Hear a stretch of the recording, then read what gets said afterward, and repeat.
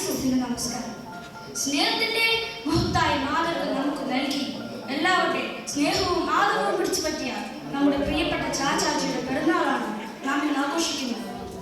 കുഞ്ഞുങ്ങളോടുള്ള അദ്ദേഹത്തിന്റെ അമിതമായ വാത്സല്യവും സ്നേഹവും പരിഗണിച്ചാണ് അദ്ദേഹത്തിന്റെ ജന്മദിനമായ നവംബർ 14 നാം ശിശുദിനമായി ആഘോഷിക്കുന്നത്.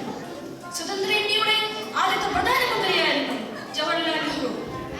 1947 ഓഗസ്റ്റ് 14 അർദ്ധരാത്രിയിൽ ഇന്ത്യയുടെ സ്വാതന്ത്ര്യ പ്രഖ്യാപനമായ ചെങ്കോട്ടയിൽ ദേശീയ പതാക ഉയർത്തിയത് നെഹ്റുവാണ്.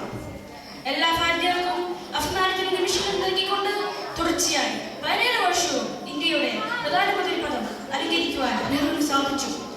ജനങ്ങൾ അദ്ദേഹത്തെ ആദരവോടെ പണ്ഡിറ്റ്ജിയെന്നും കുഞ്ഞുങ്ങൾ സ്നേഹത്തോടെ ചാച്ചാജിയെന്നും വിളിച്ചിരുന്നു. ചുണ്ടിൽ തന്നെ പുഞ്ചിരിയും കൂട്ടിൽ തന്നെ രോഷാപുഷ്പവുമായി കാണപ്പെടുന്ന ചാച്ചാജിയെ കുഞ്ഞുങ്ങൾക്ക് ഏറെ പ്രിയപ്പെട്ടവനായിരുന്നു.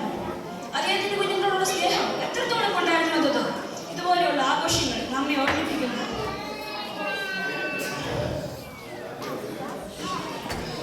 ഇന്നത്തെ